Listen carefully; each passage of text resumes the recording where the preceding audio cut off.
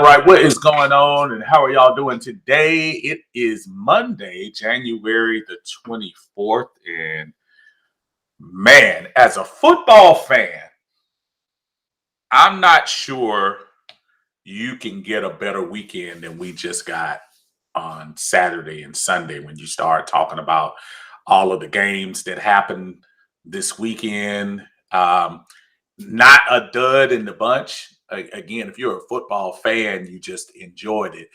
If you're one of the uh, other 18 teams that didn't qualify for the NFL, you're going through what if. And I think as a Falcon based group here in the Atlanta Bird Gang and also hosted here on Uncle Steve's Lounge on YouTube, I think it's hard to sit here and watch because you think about where your team is and what the other teams are doing. And your question is, why can't we? Why can't we?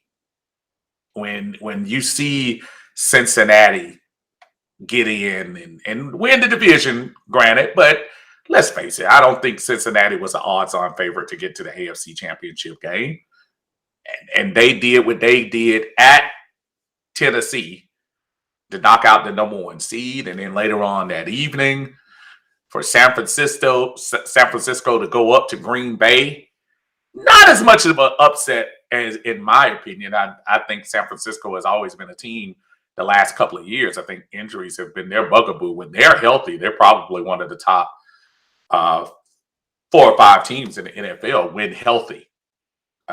Not a big shock about that one. And then we go to yesterday's game where Tampa Bay tried their best to do an imitation of New England in 2016 or the February 2017 game and come back in that game. But Tom Brady is out as the Rams pulled off the win. Again, not an upset. 2-3. I mean, it's an upset in theory, 3-2, but not really a huge upset. And then last night, watched a lot of NFL football, a lot of football, period, but a lot of NFL football in my life dating back to the mid 70s. And the only game I can think of, for those of you who've been around for a little bit, and I know there have been more, so y'all can bring them up if you hear it. The only game I can think of that came close to that type of back and forth and things like that was back in '82, I believe it was, with Miami and San Diego, and David Woodley was still the quarterback for Miami, and Dan Fouts that's when he was putting up all the stats with Don Coryell and his team. And that was a back and forth affair. If for some of you young heads, if you ever see the film where they're carrying Kellen Winslow Sr. out, kind of both people draped on his shoulder, that was that game. And that game was extremely similar to what we saw yesterday. Actually, Kellen Winslow blocked the field goal attempt that game. So he was all over the place. And last night, even if you're not a fan of the teams, if you're a football fan, you enjoyed that yesterday because that was what you want to make the playoffs for. And not being a big Buffalo fan at all, I had no reason to be. I used to like Buffalo back in the day when Jim Kelly and his team were going through there. But man, they left it all out on the field, and sans both defenses, because neither defense played great in that game. But boy, the stars were out when you start looking at Kansas City, and just starts with the quarterback. Everything starts with the quarterback. I mean, I go to every single game I pass by. When you talk about Cincinnati, Joe Burrow, sacked 9 times, yet still had the fortitude to get up and will his team to victory, get them in field goal range, and therefore get them to the promised land. Well, not the promised land, but the AFC Championship. So they're almost there. When you talk about Jimmy Garoppolo, yeah, I'm going to say it. Because Jimmy Garoppolo played an awful game. But when push came to shove, he got the job done. And sometimes it's not about what you do for 3 quarters. It's about what you do in the end. I didn't want to skip when I started talking about quarterbacks. Go back to the Tennessee game. Ryan Tannehill, just some not very smart decisions at quarterback, and it cost his team. So we're talking about quarterbacks again. And I know it's a team effort, so I'm not whatever, but I'm just going to make a point when I get to the end. You get to Green Bay, and Aaron Rodgers was not vintage Aaron Rodgers on Saturday night. And a lot of people say how Rodgers goes, Green Bay goes. And they did not go very well. And Jimmy Garoppolo had the opportunity with a stingy defense to make a couple of plays, and he did. And when it was time, his number was called to make plays at the end, they were able to make plays. Fast forward to yesterday. When you think about the Tampa Bay LA game, tale of 2 halves. Matt Stafford on fire, got his team rolling. In spite of Cam Akers can't hold on to the ball, better correct that going forward. But Matt Stafford finally getting an opportunity on this level to take a team, stamp his name on it, and say, "Hey, this is my team. I'm going to lead you down." And despite the heroics of, yes, we all loathe Tom Brady. Say what you want to say about Tom. Tom Brady did Tom Brady things. Everybody expected that. And if you didn't expect Tom Brady to make a comeback, you probably haven't been watching football for the last 2 decades. You knew Tom Brady was going to make a run. Not sure if we knew it was going to get that close, but you knew he was going to make a run. And he made a run, and they ended up tying the game. But Matt Stafford had one more ace up his sleeve.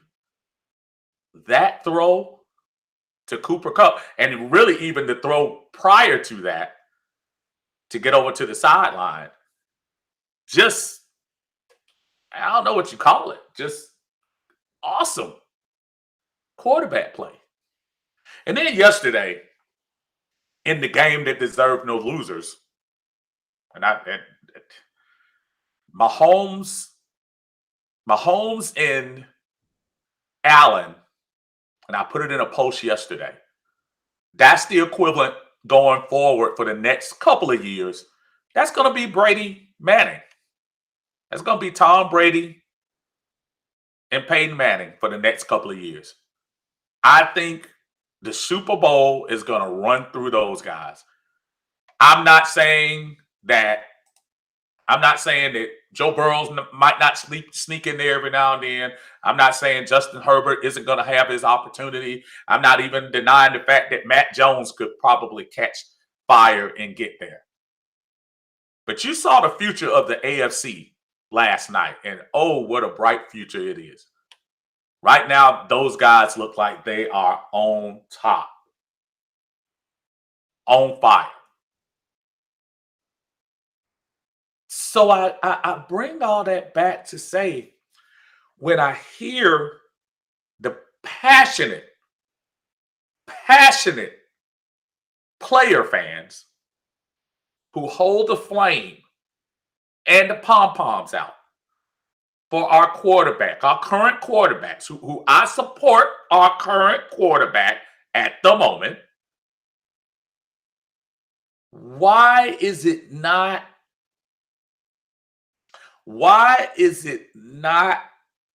allowed to have criticism of his play? We saw all those things that some of the folks criticized Matt for we saw a lot of current quarterbacks overcome. Tom Brady lost, but as an over 38-year-old quarterback, he was still able to lead his team back in that game. I don't want to hear about offensive line. I don't want to hear because they were 10 is behind up yesterday. Joe Burrow, who was sacked 9 times. But when it was time to show up in the fourth quarter on the last time, he showed up. So similar things we talked about, Matt, old age, getting sacked. Matt Stafford at the end, everything crumbling around him. Everything crumbling around him. Yet had the opportunity one last time to make a play. Cooper Kupp, who had just fumbled before that, had an opportunity to make a play. What happens? They make a play. Things we criticize Matt for. Matt Stafford is right around that side. So think about the criticisms. I'm giving you the criticisms that we say of Matt, and I'm giving you quarterbacks that overcame that. Jimmy G trying to give the game away, but found a way in the end to calm down and get his team in position to do what they need to do. And then yesterday, I can't even put a Matt Ryan thing on what was yesterday because offensive line play yesterday was pretty bad on both parts. How many times did you see Patrick Mahomes have to dip, dodge, pirouette, run around, and get where he needed to get because the offensive line wasn't providing protection? How many times did you see Josh Allen have to shrug off defensive linemen and linebackers coming at him, dip, dodge, but he's still able to sneak in and get those critical yards he needed? But yet, here in Atlanta, there's this mantra that it's just the offensive line. You get him an offensive line and he'll do everything that a top-notch quarterback will do. Okay. I didn't see great offensive line play yesterday. And you know how I know I didn't see great offensive line play yesterday? Because the two quarterbacks in that epic game led their team in rushing. So I'm hearing those defenses, but I really want to hear why are we continuing to make excuses for our current person when I see other quarterbacks in the same type of situations. Kansas City's front four is not great. Matter of fact, Kansas City, aside a big Ford in there, is it Ford or Jones? Big guy in there. There's not really any monsters in there. They were killing Buffalo's offensive line. But the excuses are being made. And I'm sorry, y'all. We got to stop doing that. Am I excusing bad offensive play for the Falcons? Absolutely not. Am I excusing the Swiss cheese defense we have at times? Absolutely not. But the great ones, matter of fact, I'll even take it a notch lower. The really good ones find a way. The really good ones find a way to get through all the time. And it doesn't. It doesn't just stop at Matt. The great quarterbacks find a way. So that's what I want to talk about. And then we're going to go over a little post review on some of you guys' posts, which are absolutely hilarious in a lot of ways. But let me get back to get to the comments on here. What's going on, Fred? Fred says, good afternoon, Steve. Can I say I'm excited to not hear Brady's name in the playoffs anymore? That game felt like a Super Bowl replay. I'm trying to tell you, man, that there were parts of that.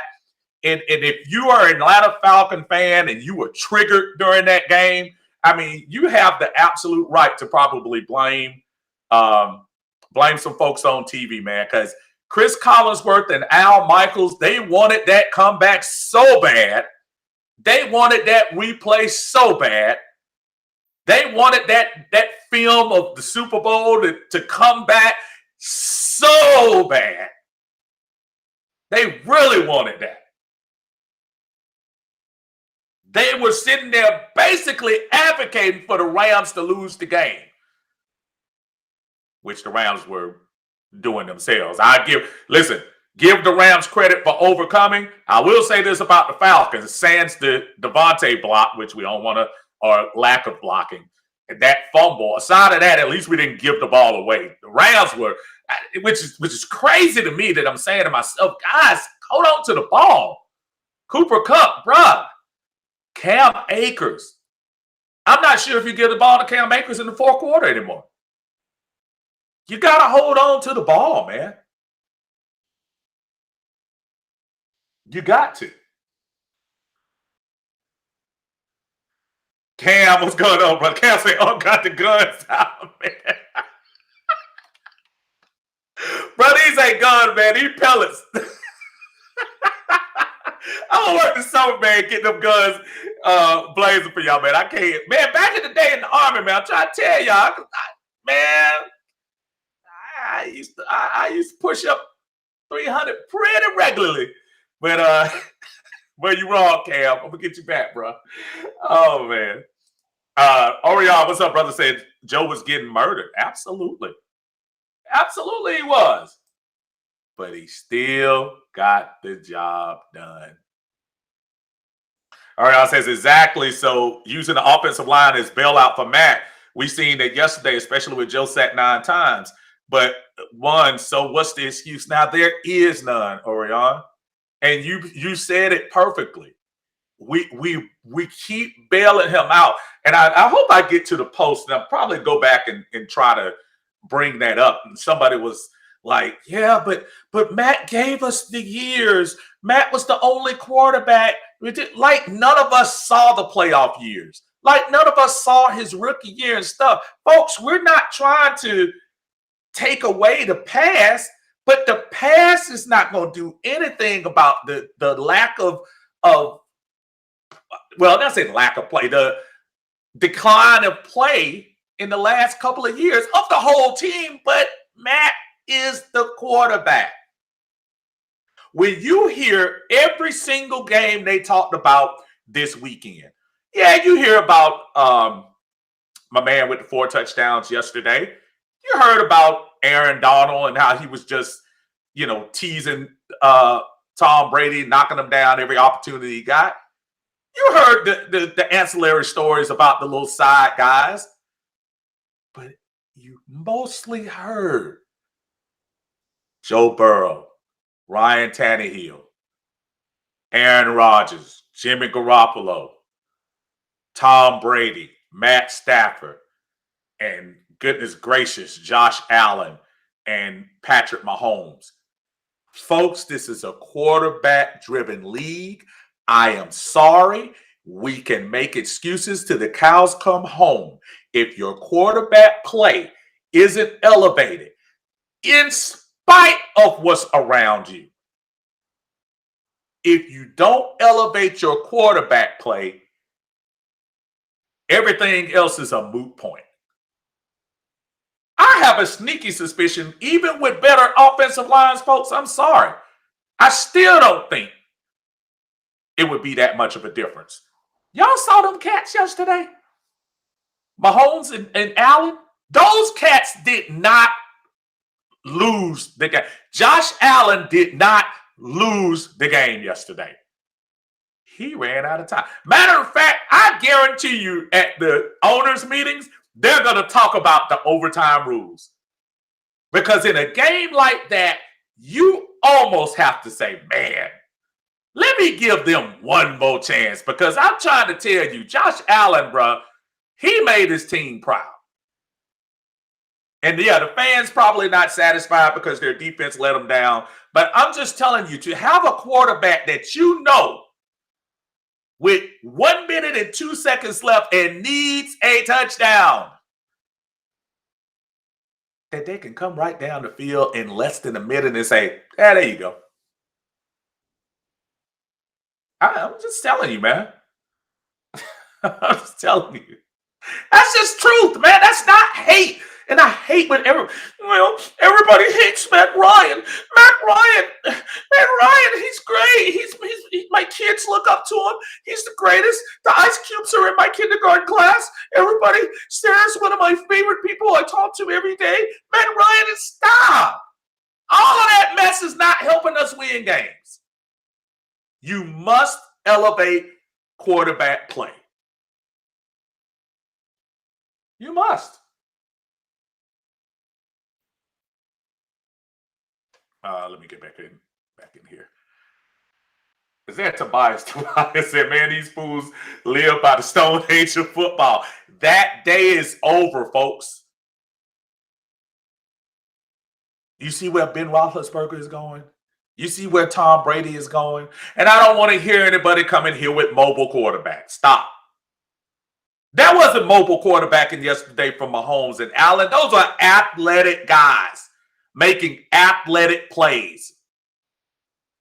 Joe Burrow was making athletic plays. Athletic plays win games. Miss me with the mobile quarterback talk. Because most of y'all, for a good percentage of y'all, mobile quarterback is code for black quarterback, which is true. Stop. I want an athletic quarterback. I told y'all 2 years ago, Josh Allen is going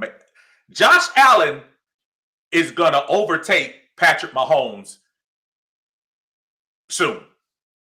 I don't know about this year, obviously not this year, maybe not next year. Josh Allen is a beast, man. Josh Allen is the truth. And I said that a couple of years ago. Would love to have somebody with that type of athleticism. And he's looking to throw the ball. Did you see him flick that ball to old boy down the field on that bomb? Did you see? Dude, for those of you that remember Tecmo Bowl, remember, if it was a quarterback that had a weak arm, the ball would float all the way up in the air and then come down to the guy, as opposed to, and I can't remember which quarterback it was that was really good on there. Might have been Joe Montana. I don't know who it was. But whoever it was, when they throw the ball, it was straight on the arrow. It flew right to the receiver. That's the difference, y'all. That's the difference. And again, this is not a Matt Ryan hate group. I had to go at it with somebody today that was strictly going to tell me that. That's not true.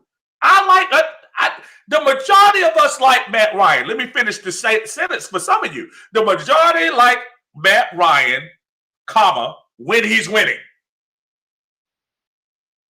How am I supposed to adore this cat when he consistently loses? And I'm not being a hypocrite. Josh Allen lost yesterday, but I dang sure rather go to war with Josh Allen in 2022 than I'd rather go with number 2. I don't know why we fooling ourselves.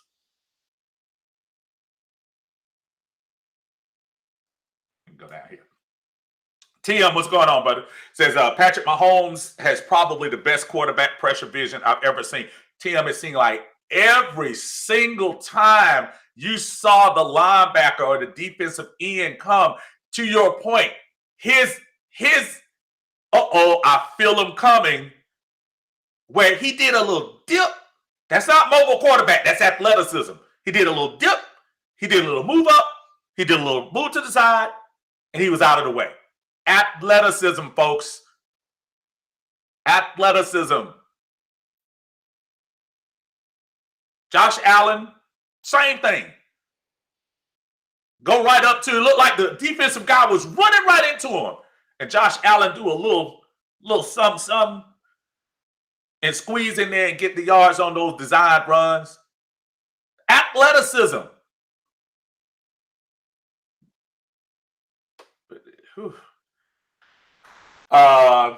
J-Rod Antoine says play calling. You got to give me some context, bro. Which one are you talking about?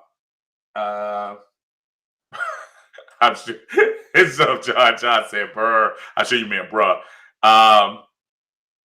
Lisa, how you doing? Lisa said we saw Lisa's pick went down to except I think you picked the Chiefs on that last one. I saw your picks were down the toilet there by the end.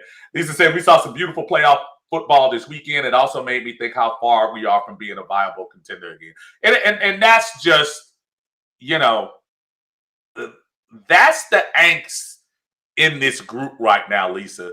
When you hear people making, why are we still talking about Matt Ryan? Why y'all stuck on Matt Ryan? Why y'all do? Because the same fan bases that are winning, Matthew Stafford was the greatest thing we did for the Rams. Joe Burrow is the next up-and-coming quarterback. Patrick Mahomes is just unstoppable, can't be beat. Josh Allen is the future of the NFL. Which quarterback do you want on your team? Which quarterback do you want to co-sign for in your group? That's where the frustration comes in the group. The frustration is not Matt Ryan, the person. The frustration is we haven't seen that type of put me on your back since 2016, quite honestly. Do we need offensive linemen? Yes. Do we need defensive edge rushers? Yes. Do we need better linebacker play? Yes. Do we need another cornerback on the other side of H8? Yes. But it starts with your quarterback. When people mention the Atlanta Falcons, they don't start off with, when you talk about the Atlanta Falcons, AJ Terrell leads that team. When you talk about the Atlanta Falcons, Chris Lindstrom hasn't allowed a sack this year. When you talk about the Atlanta Falcons, that Kyle Pitts tight end skills are the greatest in the world.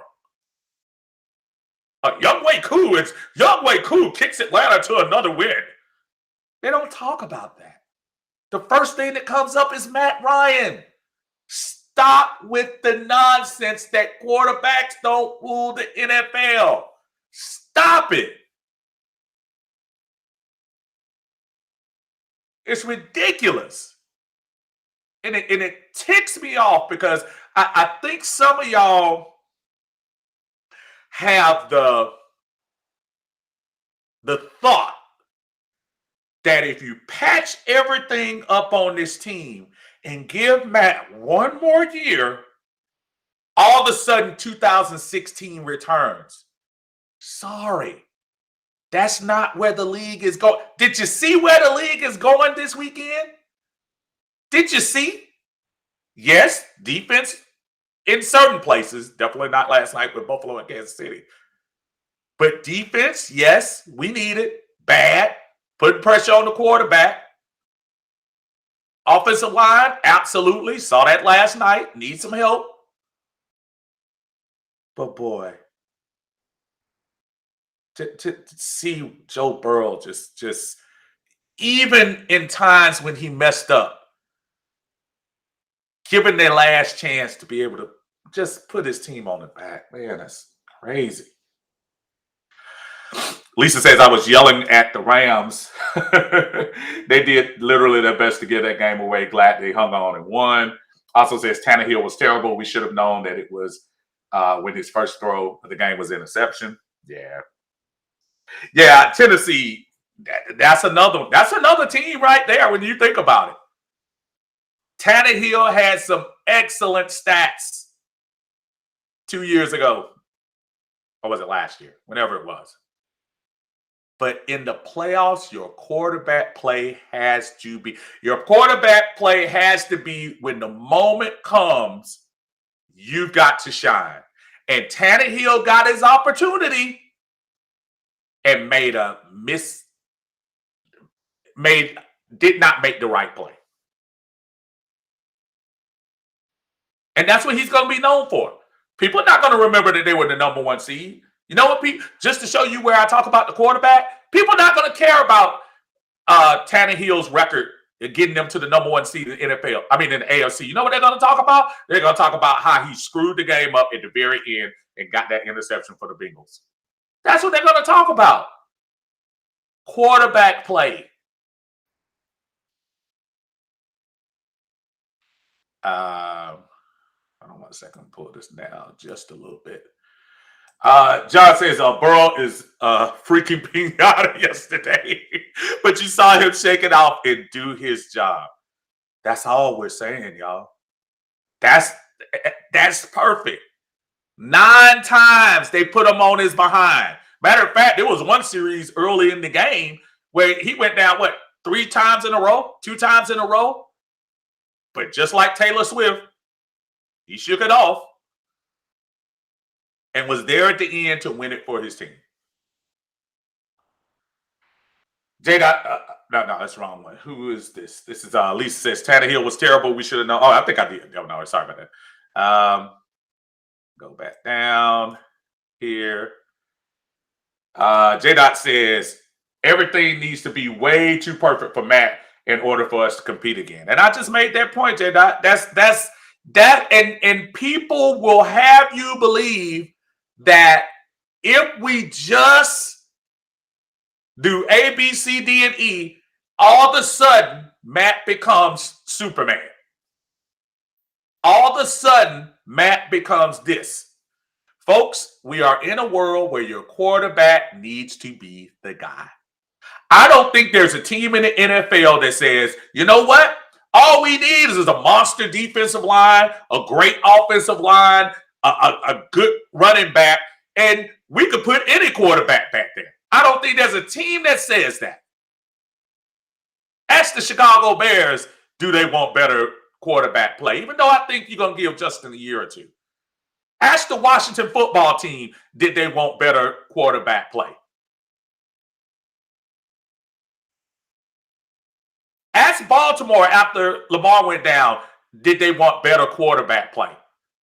Huntley gave y'all flash. He gave y'all false flashes. Huntley wasn't the man at the end. He did not win a lot of games. That Pittsburgh game was there for him to win. Nothing.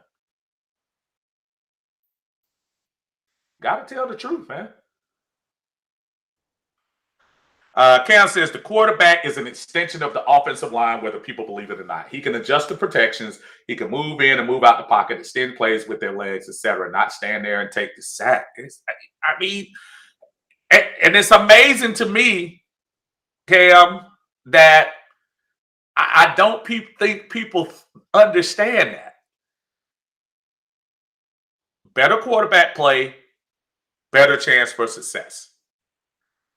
And look, we're talking about the playoffs this year. Justin Herbert ain't even made the playoffs this year. And I'll take him over 75% of the quarterbacks playing right now. He's elevated that team. Quarterback play, y'all. Marshall says Josh Allen is a bad man.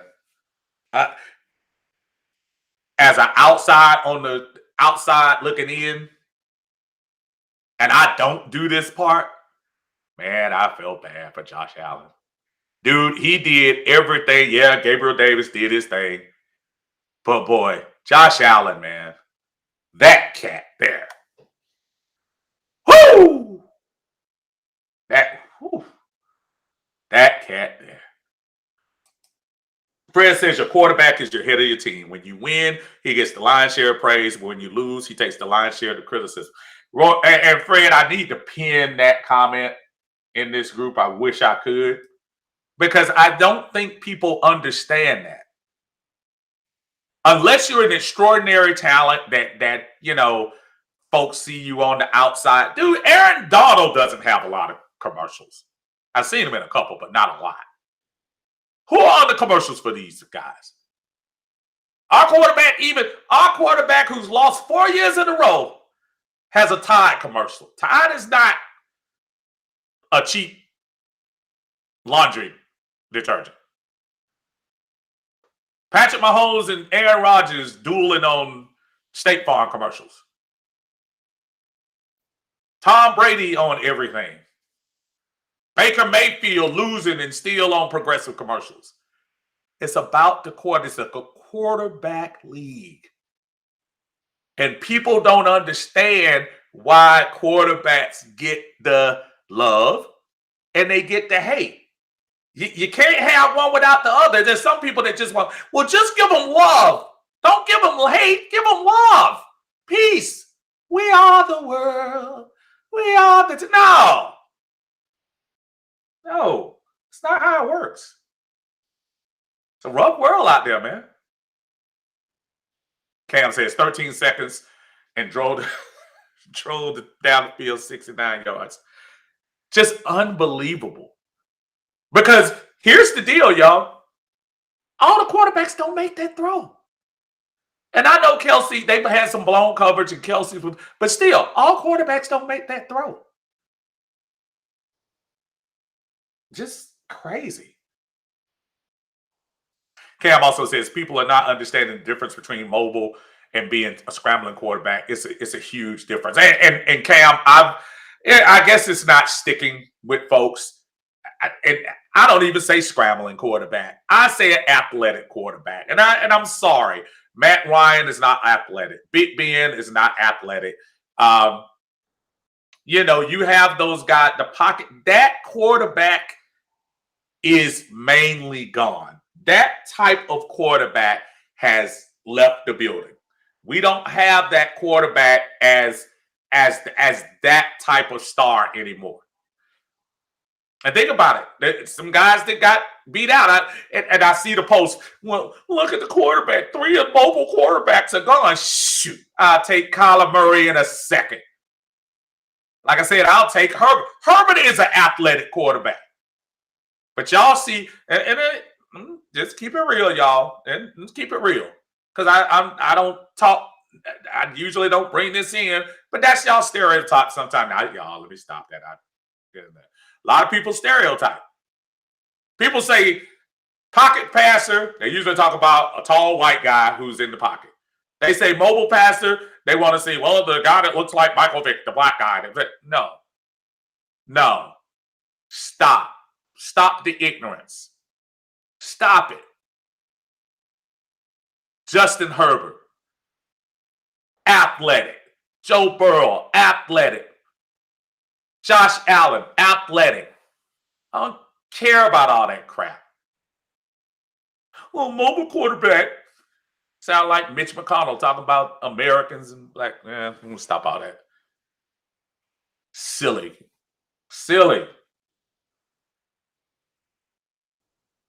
Open your eyes, folks. It's a new day. It's a new day. Shoot. I hate to tell y'all. What's his name? Won the national championship, Stetson Bennett. I was calling for him to get hung. I wanted him out of that game. But his athleticism bought some time on plenty of those plays. I'm not telling y'all to bring him here. I'm just telling you his athleticism made that team what it was. Todd Monken came this close to looking like a GOAT, but did the right thing in the end. Fred said, Matt being a good guy and stat getter doesn't help us win good. And that's, Fred, you just hit it. I think Matt Ryan is a good guy. I think Matt Ryan is a stand-up guy. I think Matt Ryan is a tough guy. And when I mean tough, you can't miss 3 games in 14 years and not be tough. He's a tough guy. But his day has gone. His peak is gone. I understand he's going to be here. So you're not hearing me say jettison him out of here on the first train going unless you get a good deal. But that quarterback is going. And the irony isn't lost upon me that the Drew Breeses, the Ben Roethlisbergers, the Phillip Rivers, and probably soon the Tom Brady. Don't be shocked if you hear that. Those guys realize this is a different cat's type of game right here. And even when you talk about Matt Stafford doesn't run around and scramble like that, but he is athletic. He's a little bit more athletic than what we got going on here. I mean, Yeah. Trying to catch up with y'all comments. I'm sorry. Dub says Josh Allen is that deal. For real, for real. Cam says overtime rules are definitely on the docket this off-coming season, according to Shefty and Jaws. It's got to be after a game like that. When you look at a game like that and you just say, man, the mere fact that both of those cats, was it 24 points in 2 minutes or whatever it was, yeah. In a game like that, you just got to give the other guy an opportunity. Don't be surprised if the college rules come into play here in the near future. I think it's coming.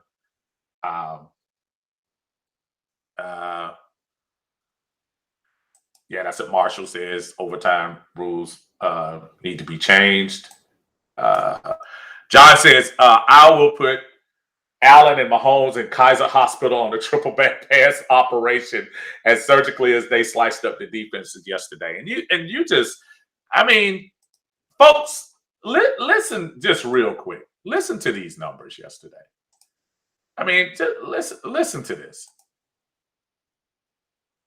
And this is incredible. And it goes back to tell you, look, somebody had to lose. Patrick Mahomes, 33 of 44, 374 yards, 3 touchdowns, no interceptions. Also 69 yards, which led his team. Listen to this mirror.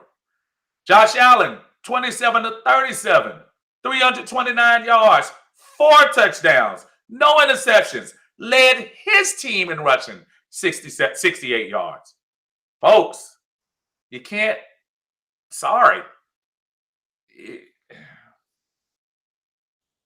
You gotta look at it, y'all.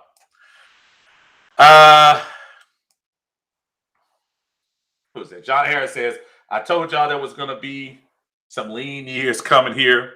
Well, unless we improve it. I'm trying to say. J Dot says, what do you think we should draft with the 8th pick? I just made that whole diatribe about quarterback play, and just because of our circumstances right now, barring something changing before the football year started, I still think you need to get an edge rusher. We have to affect it. It still relates to the quarterback. You have to affect the quarterback. We need to find a way to affect the quarterback, and you got to get the best D line, the best rusher that you have available, in my opinion. Cam says the rules are even leverage quarterback over other positions. Cam, Tom Brady wouldn't be playing if they didn't change the rules. To change the rules where you can't basically touch the quarterback, you hit him low, you can't touch him, stuff like that. Tom Brady wouldn't be still playing in this league because folks would be teeing off on that cat.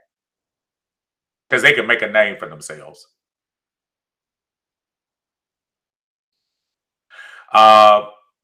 Marshall says it might be worth it to pay Ryan off a fresh start. It's probably not worth it at this point, Marshall. Unfortunately, we've been a patient fan base. We shouldn't be. But we're probably going to have to wait for this money to clear. We're going to have to. We got to. John says, Steve, you're starting to sound like me. Stop it. I get drunk to keep the Falcons from killing me. Listen, at some point, if somebody does something over and over and over to you or to your emotions, at some point you got to put your foot down. And I think, I don't even think the organization is denying that there probably needs to be some change at that critical polarizing position. I think right now their hands are tied and they just have to wait it out right now. And fans don't want to hear that. I don't want to hear that, but that's just the bottom line. That's just the truth. Twan, what's going on? Say what's going on. I asked the question earlier, who could name me the starting cornerbacks for Bengals, 49ers, Chiefs, and Titans? Nobody, because their pass rush was the reason the defense was good. AJ is better than any cornerback left in the playoffs with the exception of Ramsey. I can't stress enough that we need defensive linemen for this defense to turn the corner. It doesn't matter who you have in the secondary. I tend to lean in that direction. Gotta put pressure on the quarterback. Pressure on the quarterback for the average quarterback makes those throws come out differently. The special ones, as we saw last night with Mahomes and Allen, who, contrary to belief, neither had clean offensive line play yesterday. Offensive line play was garbage on both sides because neither team could run aside of the quarterbacks. And even when most of the time you saw Allen and Mahomes, it's not like they were throwing in clean pockets. I do realize this is the playoffs too, so play is elevated on both sides. You're going to get better defenses. You're going to get better defensive play. So from that standpoint, you got to recognize this is, dude, it's a whole new world. You got to realize it. John says, truth be told about Cincy, their OC needed his behind kick for not designing quick hitting passing plays for Burrows to get the ball out of his hand quicker. And I'm going to tell you what, I'll argue with you to say he'll probably have an easier time this week because I don't even think Kansas City is that defense. As much as they sliced through Buffalo a few times, I'm not sure Kansas City. They had a couple of guys up there. But is Kansas City, is their defense tougher than Tennessee's? I don't think so. The offensive line shouldn't come in there laxed. But Tennessee, them cats came with the fire. So, yeah, that is true. Tonio, what's going on, brother? Antonio says, Steve, what's going on? We keep saying Joe got sacked 9 times. That's true, but there's no comparison to us because they have better everything else than the Falcons.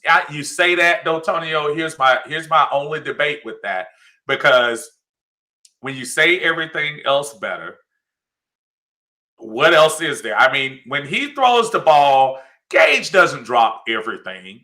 CP was catching passes out the backfield. So if you're athletic enough to get out of the pocket and make those throws, you can make anybody a star. Who in their right mind thought my man was going to catch 4 touchdowns yesterday? Because you knew they were going to bracket up Stephon Diggs. So they made him a hero. So you trying to tell me if Matt Ryan wasn't athletic enough and he couldn't get out of the pocket, that he could make, what's the little fullback we picked up off the practice squad? He made him a vital part of the game in the last couple of weeks. Russell Gage, OZ, they're competent football players. So if you get out of the pocket, I mean, make the play. Give your players an opportunity to make the play. Too many times, Matt didn't give his players an opportunity. And that's also play calling too, Antonio, to John's point when he was talking about Cincinnati, knowing that our offensive line was weak and Matt is not the most not the most athletic guy back there in the backfield, you got to have quick hitting plays. Because if you see the defense coming up there, you can't have these 15-yard hooks or whatever. Get the ball out. I think Drew Brees saved himself a lot of wear and tear his last 5 or 6 years because his basic repertoire was the 5-yard slant, the 10-yard out. Well, he didn't keep the ball in his hand. And the majority of the time he threw the ball, the ball was out of his hand before the receiver made his break. I think a lot of that is on the offense. You have to look out for your quarterback too in Matt's defense. But I see what you're saying. Rick says, good morning. Last night was the Super Bowl. I don't think the Super Bowl will be as good as last night's game. Rick, I was talking to me and my son was sitting up there watching. Even my wife got in on it because she's originally from upstate New York. So she became all of a sudden a Buffalo fan for a game. And I told my son, I said, you're watching probably what's going to be the best talent on talent game going forward. I don't think there are 2 more talented teams than you saw yesterday. If I think Buffalo didn't have that little hiccup near the middle where they lost a couple of games, I think you would have seen this matchup next week as it deserved to be. But yeah, I just don't see the matchups being good. I'm not saying there might not be the potential for a better game, but as far as the matchup was concerned, I don't think you'll see another better matchup. When you think about what you got left. Frisco and the Rams, that might be a good game, but I still don't think it's a better matchup. Cincinnati, Kansas City, I think that's going to be high scoring. Still don't think it's a better matchup for what's going to happen later on. Twan says, I say dual threat quarterbacks. I like that term. I can live with dual threat too, but I don't even think it's about dual threat. Josh Allen, they have design runs for Josh. So I understand that. Josh can run the ball. And if you have that talent, go do it. But Josh Allen can also flip. I go back again. Go back and watch that last touchdown that he threw, the 75-yard touch, when he came back after Kansas City took the lead. Yeah. And Kansas City going crazy, and he shut the whole crowd up in a matter of 8 seconds. He flipped that ball. When I see raw talent like that, when I see the talent that people have just to flip that ball and catch cat in stride, every quarterback can't do that. So I'm not going to sit here and say, oh, if we only had a Josh Allen. You ain't going to find Josh Allens every day. But there are guys that have more potential to be close to that. But yeah, the dual threat moniker, the dual threat quarterback, yeah, that could stick. Because even Mahomes not looking to run. Mahomes trying to pass the ball. But when push came to shove, he could do what he do. I just don't even want to put the moniker on. I just want to say athletic quarterback.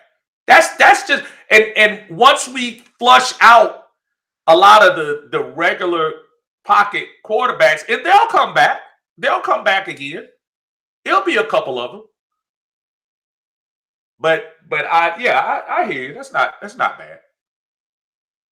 Brian, what's going on? Brian says, man, if this weekend didn't prove one thing, the future is in these young quarterbacks. No one could look at the quarterback play this weekend and see Matt Ryan make any of those type of plays. I think we saw the old guard give way to the new this weekend. And Brian, people will take your statement and try to make it seem like this is a I hate everything Matt Ryan stands for thing.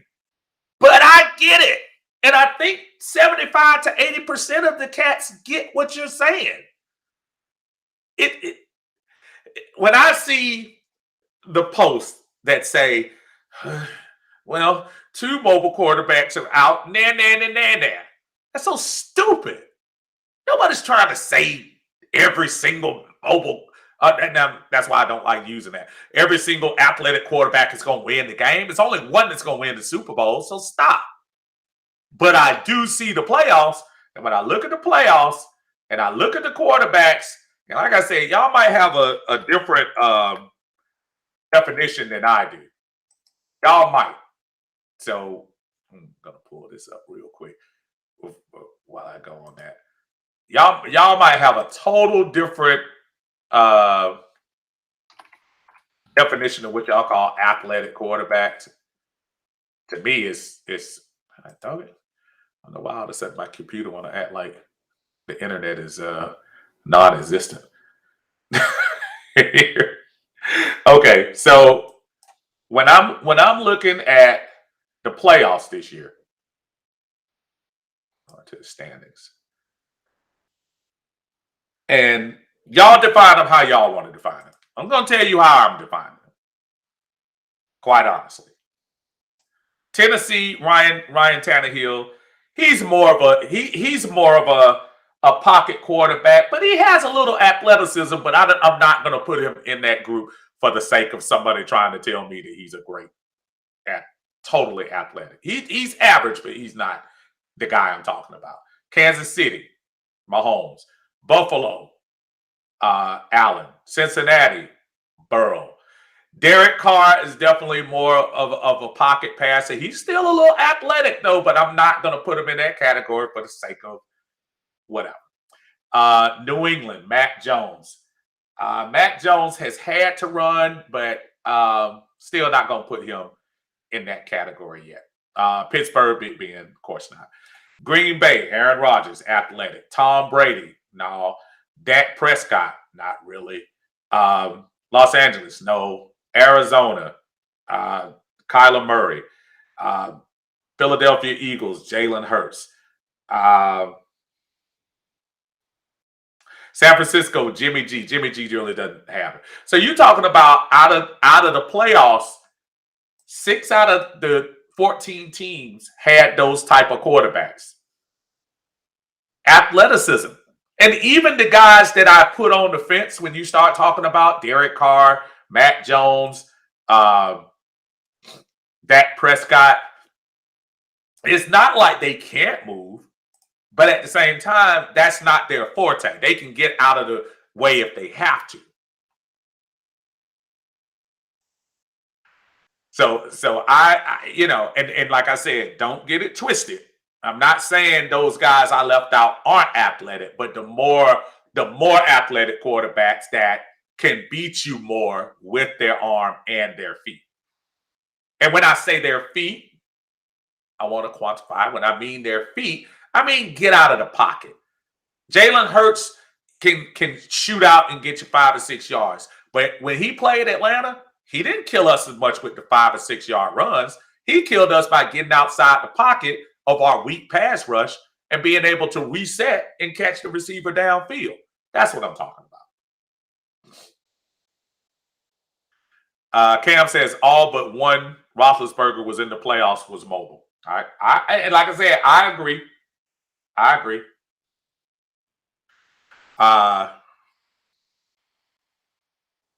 Dub says these young guns ain't playing. No, they're not. Todd says, true. What's going on, Todd? How you doing, my friend? My brother Tidy's in the house. Hey, before I go with Tidy, real quick, 6 o'clock. Everybody, please check Tidy out at 6 in the group. When you start talking about things that we want to focus in on is football. Tidy has secured the interview of Mr. D. Orlando Ledbetter, longtime Atlanta Falcons beat writer for the AJC. He's going to be in the house, I think approximately 6 o'clock from what I saw on the post. Please let everybody know I'm going to be there to listen. Hopefully you all be there to listen. I'm sure he'll have Tidy, I think he was soliciting questions for them to ask him along the way. So I don't know how long that's going to last. But y'all give Tidy some love, man, for being able to, get those type of guys on, man, so we can, not just the fans, that the people that are in there, the people that know about this team, not just some of us that put up random posts. So awesome job from Tidy for looking out for the group. Stetson is very athletic, surprisingly athletic. And again, it probably made the difference in a lot of those plays going down the stretch. It made the difference. As one who will sit here and say, I wanted the JT Daniels experience probably after the Kentucky game. But give them credit for sticking to their guns. Go back down here. Tim says, as much as I like Pitts, I really believe we made a pretty big mistake not taking a quarterback. Tim, I think you've been around me long enough to know it's not about Kyle Pitts, the person, or the great tight end that I think he's going to be. It's about you can't build a team with the number 4 pick. You can't build a team around about a tight end. Offensive lineman, I almost give you a little credit if you say that. Offensive lineman absolutely can help set your line up. Defensive lineman, if he's raw in the top 5, can absolutely set your line up. Washington went down in the dumps when Chase Young went down. Those 2 positions you can build. You don't build your team around a tight. The tight end pick is a pick you make if you're a playoff team and every other position on your team is basically filled, and you say, only thing we're missing is a tight end. That's when you go get them. That's when you go get a tight end. When you talk about Golden State from the NBA, I know I'm flipping. They had all the positions. They had the two guards. They had Draymond. All they needed was a center. You go get Wiseman. That's the only time you go for an off position. I'm just telling you. I think you should have. And even if you hear reports that they wanted Lance, that's true. If they wanted Lance, you should have made a move to try to go get him.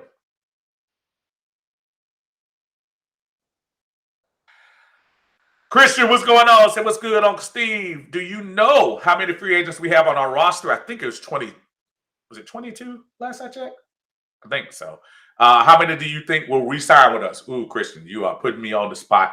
Right now, my focus, I think, is 3 guys that I would keep right now.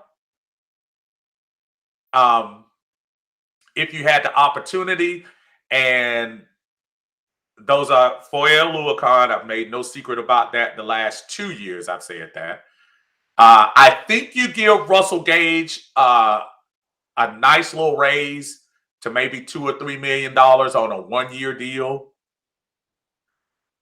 And on the off chance that Isaiah Oliver can be brought back on a 1-year deal, I would like to see how he would fit. He was having a decent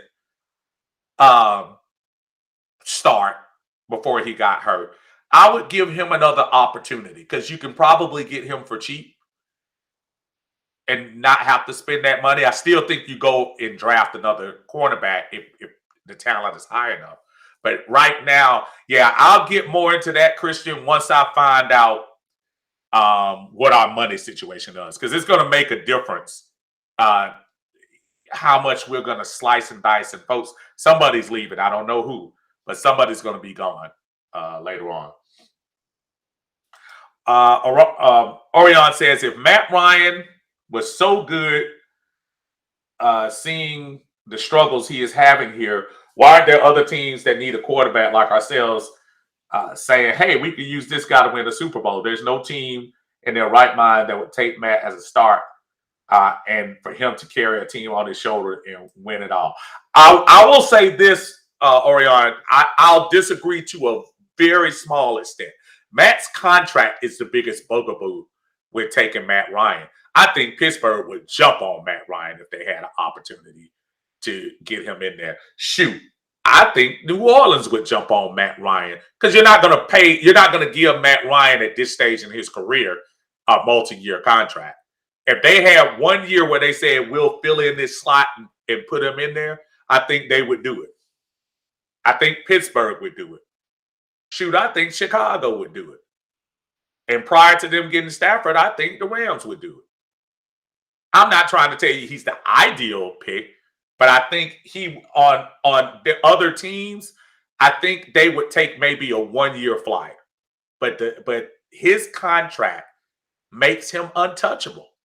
Folks not going to pay that much money. They're not going to pay because I think he would be owed the base salary, which I think is 16 plus mil. Tidy, if you're on still, double check me. And I think there's a $7 million bonus. So you're talking about $23 million. I'm not sure a team at this stage in a career, I'm not sure a team is going to pay that much, especially when you have folks like Jameis Winston that you could probably reach out and make an easy deal with. I don't think Jameis is going to be around much longer.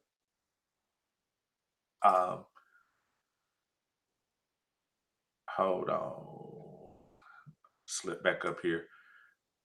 King, what's going on, brother? King says every quarterback we've seen this weekend played like a dog. I mean, and I'm trying to tell you, man, we don't. That's why the quarterback is the most important position on the field. Most important. Most important. 3 years ago, Baker Mayfield was the toast of the town.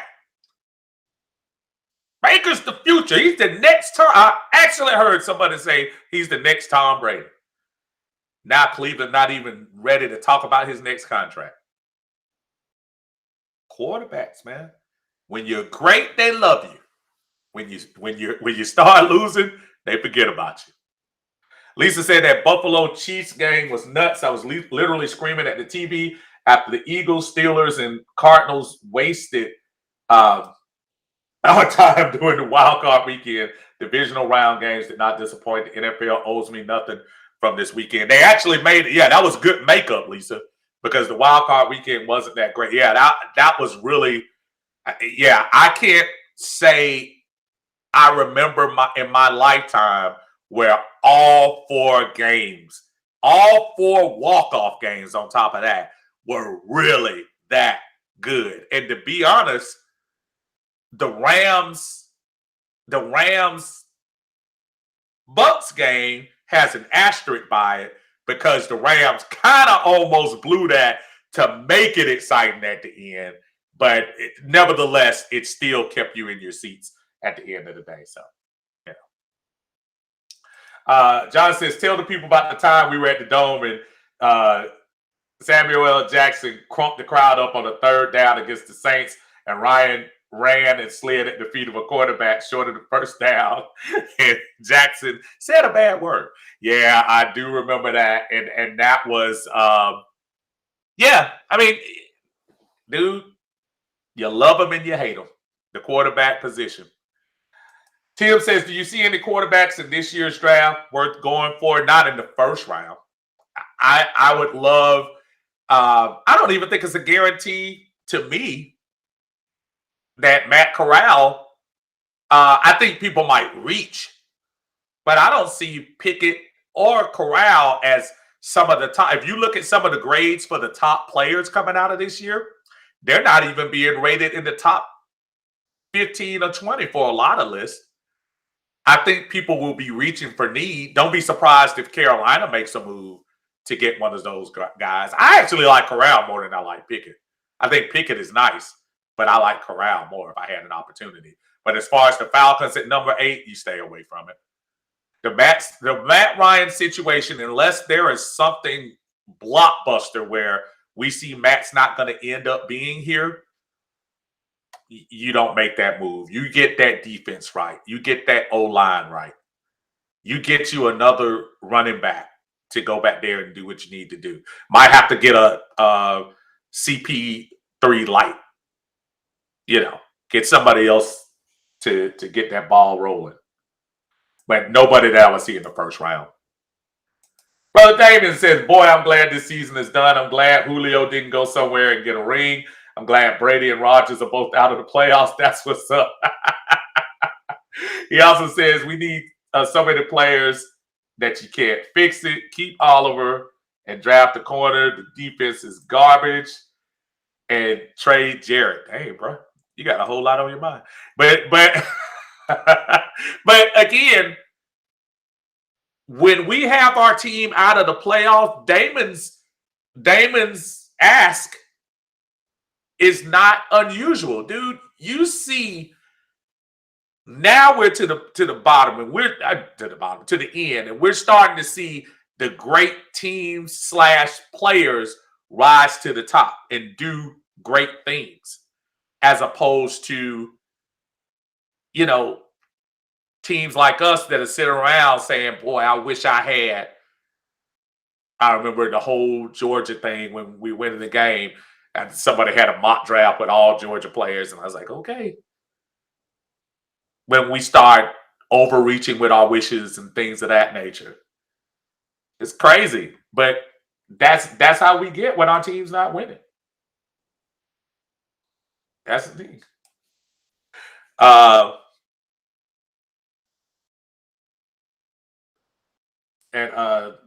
David says Matt's money is what's keeping him in Atlanta. Don't ever mention Ryan to New Orleans again. Listen, trust me, it's a nightmare situation, but we found out more and more as years go on. Man, this is business, bro. This is a business. These dudes trying to still feed their family. Matt shouldn't be, but I'm talking about, like, if you get somebody that you think is gonna help your team, you gotta do your thing, man. But yeah, I trust me, I'm not rooting for it. What's going on, Carlos? How you doing, brother? Thanks for joining us in here in the Atlanta Bird Gang and also Uncle Steve's Lounge. Again, y'all make sure it's 6 o'clock, y'all. catch Tidy in the Atlanta Bird game, 6 o'clock. D. Orlando Ledbetter will be on with him. Should be some interesting watching today. Cam updated me, say $18.5 million, but the entire salary for 22 is closer to 25. Thank you, brother. I appreciate that. So $25 million, bro. Judging from the last 4 years, if I were a team, I'm not sure now what a team could do with that. If it's 25 million, now they could rearrange that money. If he were traded, we still be stuck with the residue. But they could rearrange that and maybe restructure what's left of his bonus up there, that 7.5. So, yeah, for another team, that could be interesting. Appreciate that, Cam. I appreciate that. Christian, yeah, Christian. I don't know why I still show on Facebook. Guys saying if y'all get a chance, put your sign y'all thing. We usually use BeLive and StreamYard. I usually the one to use BeLive more. I use StreamYard as StreamYard too. So, but I like it so I can talk to you all, and I can definitely feel like I'm talking to you. Christian says, I had a few text messages yesterday saying they need to read the New York Giants may be interested in Matt Ryan. I don't know how true that is, but people told me it's up in the air. If I'm the New York Giants, bro, I think I'm starting fresh. And yeah, I'm not sure Matt Ryan is something. The New York fans would eat him alive if he did that. Eat him alive. I don't think he wants that. Coyle says NFL playoffs over CFB. Yeah, absolutely. As great as the Georgia-Alabama game was, which it really was a good game, yeah, I'll take the playoffs that we have. I agree 100% on that. David says we have 2 wide receivers on the roster. Yeah, Dave said, what's up, Dave? How you doing? Dave is listening to us on Uncle Steve's Lounge. Make sure y'all go over there and press a button for me, subscribe, tell your friends everything, get to look at our replays on what we have on here, and go back and reply. I appreciate that. Thank y'all so much. David said this has to be a football phenomenon that a team needs dang near every position on the team. It's amazing. So that's why when I hear people, Damon, say, well, just start the whole thing over. Yeah, y'all realize we need everything? We basically, like he said, need everything. Probably except for place kid. Well, but you know what? Youngway is a free agent. So we need that too. So, man, that is crazy. Dave says, stop kicking the can down the road. That's how a team can stay in purgatory. Yeah, Dave, you might have heard me talking about salary cap. I was talking about for the Giants, not for the Falcons. Now, I was saying if the Giants got him, and the Giants, the question that you might have come in on was the Giants wanting Matt Ryan. And I was saying the Giants would maybe take that and they could restructure some of that $7.5 million and push that down the road. Now, I wasn't talking about it here. Lord have mercy. I don't care what the Giants do. If they say they were getting him off the roster, I'm like, good. Tim says I saw an article that Quinn is doing a second interview with Denver. He might take Ryan. Wow. And it's amazing, folks, what a difference a year makes. Last year, not yet last year, 2020, 5 games in, Dan Quinn unceremoniously fired. Dimitrov out of there. Dan Quinn sits out the year, says, let me go to Dallas. I told everybody Dan Quinn was going to be successful in Dallas, especially with young cats. He has that rah-rah mentality. He has that. One thing he does, he might not be a great overall head coach, but I think as that DC, he's pretty good. And maybe he learned his lessons on what he would do next. So, good for him. That's another person. Oh, DQ, he's the scourge of the earth. DQ screwed up. He wasn't good. He wasn't good. That doesn't mean he's a bad person. He wasn't good. He didn't live up to it. They said New York ran Eli out of there, and he helped deliver 2 Super Bowls. True, true. That please eat their $48 million cap. I think that's saying got it, Steve. I wasn't referring to the Giants. I was talking about the Falcons. Yeah. Oh yeah. Well, yeah. I don't think. Well, see, the problem, even with that, Dave. Remember, if we were to trade Matt, that still doesn't change the situation. We would still have that cap room to make up from the bonus that's pushed down the road. Still got that to do in 22 and 23. So if you were to get rid of Matt and be able to replace it with some draft picks, yeah, we knew that cap space is still going to be there. But because all we're going to be covering is the bonus, you still would be able to do a little bit of savings. But I'm with you, Dave. I think we need to. I think we need to pretty much suck it up too. I'm that way too. David says those are not his draft picks. He came to a loaded team. Defensively, that defense sucked. That was not a loaded team. That was a defense getting cracked. Dallas's defense? Lawrence is the only really good player on the defense. You talk about Van der Esch looked like, I know he was injured part of the year. He looked like trash. They got rid of the dude from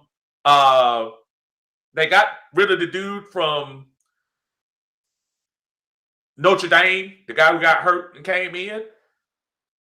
Nah, he brought in Neal, he brought in KZ to come on that defense. They drafted Parsons, they drafted Diggs, and who am I missing? I'm missing somebody else on that team. But yeah, I mean, Dan Quinn, and I'm not saying Dan Quinn made the draft choices, but they knew he was the DC before they did the draft. And Dan Quinn did a good job with those young guys. Hey, we can't deny that now. We can hate DQ, but DQ did a great job with them. That defense was not set. That was the same defense Atlanta ran through before that foolish onside kick. Dallas defense was straight garbage last year. Absolute garbage. What kind of talent they had on the team last year? They were absolutely garbage. Cam says I provided the exact breakdown for Ryan's contract in 22 and 23. I think we still have. David says I think we still have $20-some million in dead money if we try. Absolutely, that's what I'm saying. And so again, with Matt Ryan here, yeah, it's going to be all relative. Whether Matt is here or not, we still got a lot of cap room. We have to make up dead money that we have online. I guess if you were going to take a chance and trade him, you would have to weigh between, hey, well, at least I get a couple of draft picks that I can get in return. And yes, we still have the cap room to make up for, but at least it would be just dead cap, not salary and dead cap. Salary and dead cap is $48 million. You get rid of that salary, to your point, is about $20-some million. So yeah. And thanks, Cam. I appreciate that info. David says, who did he draft? I guess you're talking about Dan Quinn. Like I said, they drafted Parsons. They drafted Diggs. I mean, I don't know who else is out. I mean, I don't keep up with Dallas like that, but I know the main guys. Gregory was there. Van der Esch was there. Lawrence was there, and they sucked. That was the reason why they got rid of the defensive coordinator. Dallas was putrid on defense in 2020. And I'm not saying that they made I mean, they made pretty good strides from one year to the next. You got to give Dan some credit. Got to give him credit where credit is due. But that team was not great at all. Cam says no team is taking that on, especially on the declining play. I don't think they will either. Dave said my problem with an extension could prove to be costly if Matt is not playing well. I know Falcon fans don't want to hear this, but I saw some regression despite blame being placed elsewhere. I don't think you extend Matt at all. I don't think that's not even in the conversation for me. I think you let Matt ride. In my scenario right now, as it goes January 24th, you let Matt stay, get the $48 million cap over with. Then in 2023, you can take the June 1st designation, and I think the cap space is very small. So Cam says Dallas was not a loaded defensive team. A few players followed Quinn in the draft this year. Yeah, I think that's what I was saying to Damon. Yeah, dude, I know people don't want to do it, but I give Dan Quinn a little credit for what he did there at all. I mean, for everything. Dave said I wouldn't trade or cut Matt Ryan this year. I wouldn't either. I'm just giving scenarios. I wouldn't trade him either. Cam says, thanks, Cam. 40.5 dead cap in 22, but the dead cap hit is only 15.6, 48.6 against the cap in 22, and 43.6 in 23. So, yeah, I think you can, make a decision on that. I think you just go ahead and suck it up this year, especially since we got the little extra on there. Extra cap room. David says Dig gave up the most yards as well. But you know what? Damon? And nobody talking about that. You know what they're talking about? They're talking about the 11 interceptions he gave. I know a lot of people, he got toasted quite a bit. But more we'll talk about the 11. Is it 11? I think it was 11 interceptions, either 10 or 11.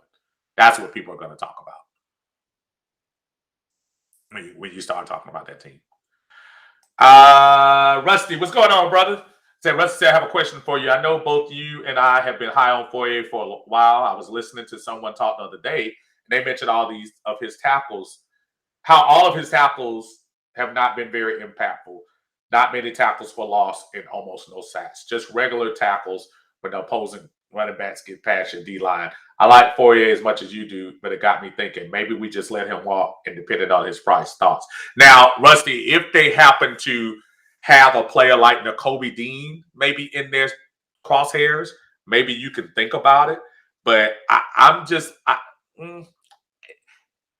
most linebackers make their tackles after they've gone through the defensive line. A lot of linebackers make tackles after they do the little pitch out and hit the edges. But he made tackles. For the most part, Foye didn't whiff as much as Dion did this year. And if I had an opportunity to keep one of them, I would keep Foye for a reasonable price if I could. I disagree a little bit. I think I would keep. I would definitely keep Foye, but it's something to think about if they plan on going linebacker one. Because one of those guys missing is going to be a problem, unless you're to the point where you're saying Michael Walker is the man. Now, if you're at a point where you think Michael Walker is the guy, then make your move. I got to run through these comments, y'all, because I got to go pick up my son here. Corley said, exactly. Jerry Jones drafted those guys. Quinn's coached them up. Damon says, build a team through the draft. Trade everyone you can for extra draft picks. Corliss also said Diggs played that Bobby Butler style. But they'll be bringing up Bobby Butler. Boy, when he came out #1 at Florida State, they thought they had a winner. We had the next Roland Lawrence. Bobby Butler got smoked. Corliss, what are you talking about, Bobby Butler, bro? How old are you? I thought you were a little young cat. My bad, Corliss. Thought you were a little younger than that. Rusty says, I feel you. Debo scared us, though. I don't want him to regress after he gets the bread. Damon says, build through the draft. The team will not be good for some years. Trade Jones for some draft picks. And y'all got to remember now, everybody says trade everybody and do all of that. Got to have a partner in it too. You just can't accept anything. Some of these guys, you got to get some worth over. You can't just trade them just to get them off the books. We gotta, get the. Come on now. Dave says 11 touchdowns. The Cowboys. 11 touchdowns gave the Cowboys more possessions. Says Steve, I want the Falcons to start focusing on bigger, more physical wide receivers. The Falcons need bigger linebackers. Paying Foye huge money on a rebuilding year is risky. See, but here's the problem, though. I got bad news for y'all. The way our situation is, it's going to be a lot of folks here that y'all not going to expect to be here because they probably know the system. Dean Pease is going to want to keep guys who have excelled in his system. I don't know whether Foye is one of those guys, but I don't know. Tim says, I say with the Ridley trade talks, we cut Davis and keep Patterson. Woo! Patterson is in the Foye conversation because Patterson's going to want to get paid, man. And he doing that politicking now. Of course I want to be a Falcon, knowing that he's ready to leave. Corlin says, hello, I'm 50. Yeah, man, okay, my bad, brother. Look, when you said Bobby Butler, I was like, all right, now that's somebody who was back there today. We were sitting there talking the other day, Corlin, about that Atlanta-Dallas game. I don't know if you were on that thread. And I know you remember that, man. That was, oh, my goodness. David says, we did have the smallest receivers in the league. We did, but hey, they paid to do a job, and when Ridley wasn't there, they got to get it going. Folks, my son going to kick my behind for not picking them up. I appreciate all the love. Y'all show the same love for Tidy at 6 o'clock in the Atlanta Bird game. D. Orlando Ledbetter, Atlanta Journal-Constitution, Falcon beat writer. He has been around the team for the longest.